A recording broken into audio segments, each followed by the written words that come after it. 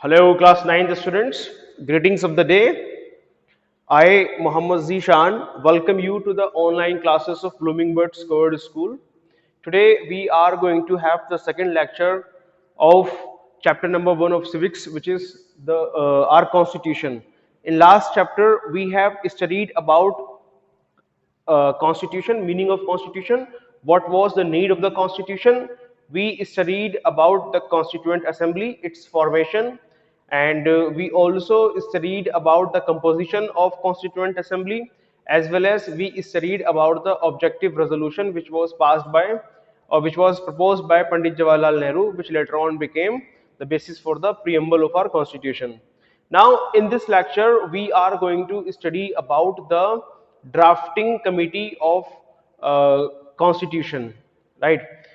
Now, we know that on December 9, 1946, the first meeting of Constituent Assembly took place, right? So then later on, the Constituent Assembly made so many committees in order to carry out the work of making constitution, forming constitution. It required different types of works. It required works of monitoring the entire Constituent Assembly also. It gave responsibilities to different responsibilities to different committees. Okay, there were so many committees, like there was steering committee which was headed by Dr. Rajendra Prasad, and there was Union Power Committee, which was headed by Pandit Jawaharlal Nehru. Then there was Union Constitution Committee, which was headed by again Pandit Jawaharlal Nehru, and there was Provincial Constitution Committee, which was headed by Sardar Vallabhbhai Patel. So likewise, there was one very crucial and very important committee uh, whose work was to carry out the drafting of the constitution, writing the text for the constitution, giving it the form, written form to the constitution, right? So this work was given to the drafting committee. So a drafting committee was created for this 14 days after we got independence on 15th of August 1947. 14 days later on August 29, 1947, this drafting committee was constituted, which was headed by the very formidable, significant, or you can say a person who had uh, a great influence in Indian polity and economy at the time, and a person who was of a person of excellence. Okay, a person whose skills in constitution and laws and economy were were of very high quality. Okay, so that person, that economist, as well as social reformer, as well as the lawyer, okay, his name was Baba Saheb Bhimrao Ambedkar. So under his chairmanship, right, a committee of 7 members was constituted to carry out the drafting work of the constitution. In that committee, there were 7 members, like K.M. Munshi was there, and Dr. B.R. Ambedkar was the chairman. Then N. Gopala Swami Iyengar was there, Aladi Krishna Swami Iyer was there, Dr. K.M. Munshi was there, Sayyid Muhammad Sadullah was there, and N. Madhav Rao was there. And Madhav Rao was earlier B.L. Mittar was there. B.L. Mittar was replaced by N. Madhav Rao because of his ill health. Then D.P. Khetan. D.P. Khetan was there, right? D.P. Khetan was expired, and then he was replaced by T.T. Krishnamachari. Okay, so these 7 members were there in Constituent Assembly. Sorry, in the drafting committee of Constituent Assembly, right? Then this drafting committee took less than 6 months to complete its drafting work. it had it set for only 114 days. Okay, means they had for 141 days meetings, okay, in Constituent Assembly, right? And then they formed. Then after that, when the Constitution of India was formed, right, various provisions from different constitutional provisions were taken from different countries. Okay, like directive principles of state policy were taken from Ireland, like fundamental rights, this provision was taken from United States of America. Okay, and emergency, the right, suspension of fundamental rights during emergency was taken from Germany, right? And this bicameral parliamentary form of government, okay, and method of election of this prime minister elections, right, to Lok Sabha and Rajya Sabha, these all things were taken from Britain, right? And so many other things were taken from different countries. Okay, so after that it was presented before the public. Okay, the draft was completed. The first draft was published in February 1948. In Feb 1948 it was published, right? And it was put before the people of India. It was presented before the people of India, and they were asked to give their suggestions, their amendments, okay, and their opinions regarding the draft of the constitution before October 1948. Means they were given the time period of 8 months. Okay, in this 8 months only, the people, various people of India, they read the constitution and they sent their suggestions. So many suggestions, advices, right, amendments, opinions were given to them. Okay, then after that, the second draft was completed and presented in October 1948 only. Okay, then after that the draft was finalized. Okay, when draft was finalized, then it was put before the constituent, it was presented before the constituent assembly to have its reading, first reading. So the first reading of the final draft was started on November 4, 1948, and it was discussed till 5 days. Okay, from November 4 to November 9, 1948. After the first reading, the second reading was detailed reading. In that, the entire constitution was discussed, deliberated, and you can say debated, right?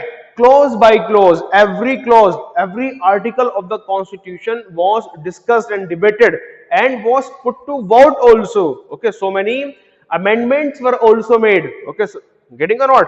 And so many provisions were rejected also, clear, by the constituent assembly. So this reading was carried out from 15th of November 1948 till 17th of October 1949. Okay, so from 15th of November till 17th of October, so almost for 11 months, you can say, right? So after that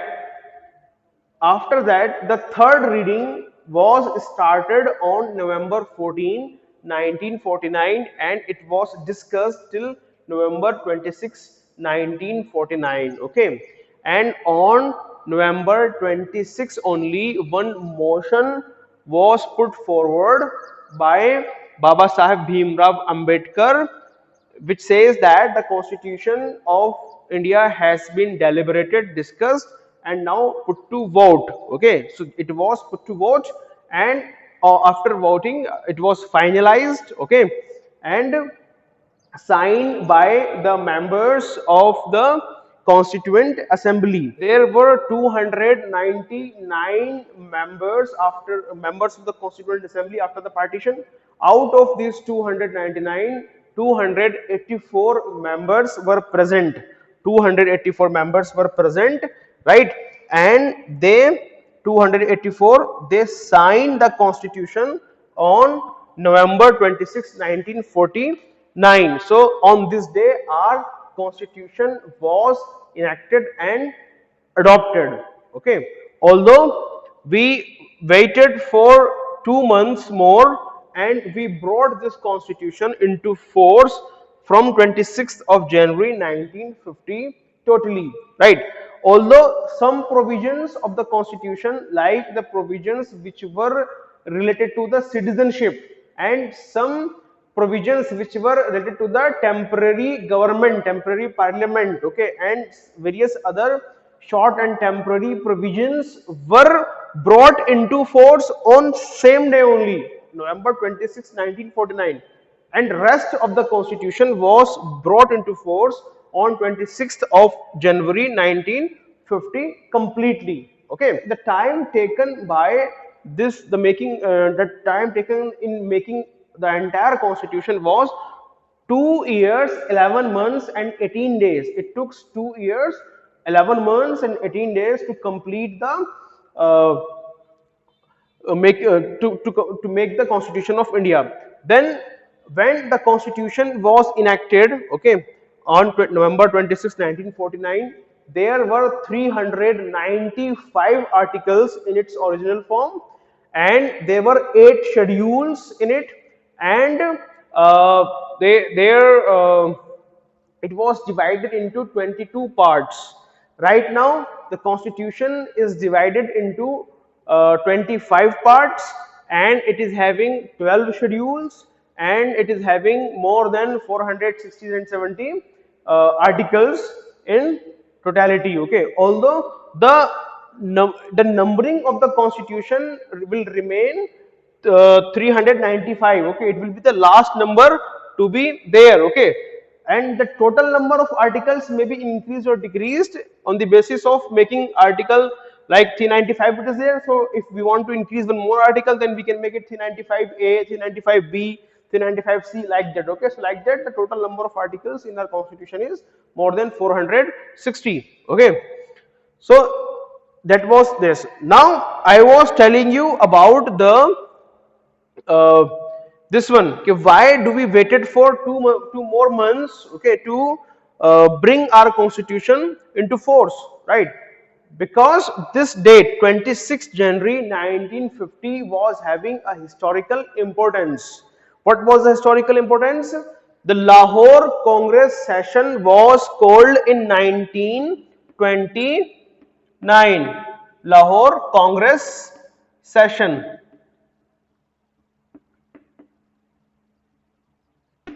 1929. Okay, so on 31st December 1929 it was decided, right, by the Pandit Jawaharlal Nehru and the Indian National Congress that, okay, we will celebrate 26th of January as the independence, pseudo independence day, although they didn't get independence, real independence at the time, right? But in Lahore Congress session in 1929, they called for Purn Swaraj or complete independence. Okay, they demanded complete independence. Before that, they were demanding just reforms, political reforms, and more share given to the Indians in Indian polity. Okay, their demands were that type. Okay, you can say political and administrative reformation. But now in 1929, they decided to call for Purn Swaraj, okay, complete self-rule or complete independence, you can say, right? So in order to gain complete independence of Purn Swaraj, they said that they will start celebrating 26th January as the Independence Day, right? Now, on 26 January 1930, they celebrated Independence Day. I am saying Independence Day, okay? They celebrated Independence Day for the first time, okay? Although they didn't get their real independence, but still they were celebrating the pseudo independence, clear, to pressurize the Britishers, you can say. Clear? So, this day, 26 January, was having a historical importance. But after that, ultimately, we got our independence on 15th of August 1947. Now, the real Independence Day became 15th of August. Okay, clear? So we could not celebrate our Independence Day on 26th of January.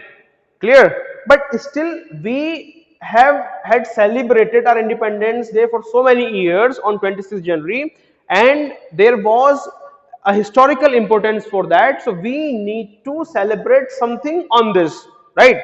So which was the thing which was the possible thing we could celebrate on this day, 26th of January? 26th of January. The possible thing which was that Republic Day or the making of the Constitution. Okay, so we our Constitution was ready on November 26, 1949, but we still waited. Okay, for 26 January to come, and then on 26 January, this Constitution was enforced, was brought into force in the entire country. Okay, that is why we celebrate 26 January as our Republic Day. I hope you would have understood that. Okay, now apart from these things, let us see what was in your syllabus. Okay, drafting committee. Dr. Sahib, Dr. Bhimrao Ambedkar. Dr. Bhimrao Ambedkar was a great economist also. He was a great lawyer and a great social reformer also, right? And because he was very intelligent lawyer and who worked for the welfare of minorities as well as scheduled tribes and scheduled caste.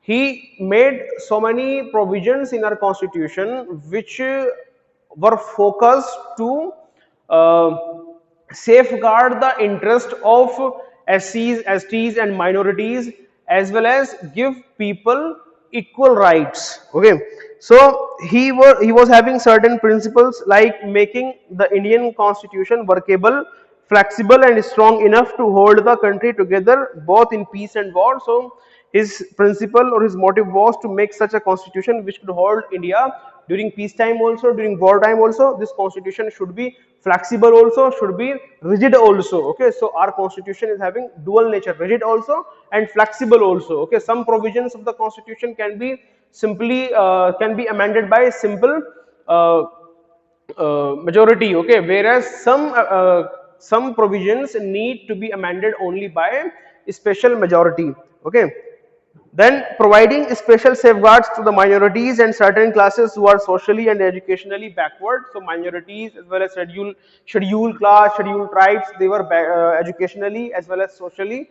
backward classes. Okay, then incorporating the right to constitutional remedy to ensure that the fundamental rights of the individuals are not infringed. Okay, so we are having Article 32 of Indian Constitution which provides us the Article 32, which is our fundamental right, which provides us the constitutional remedy.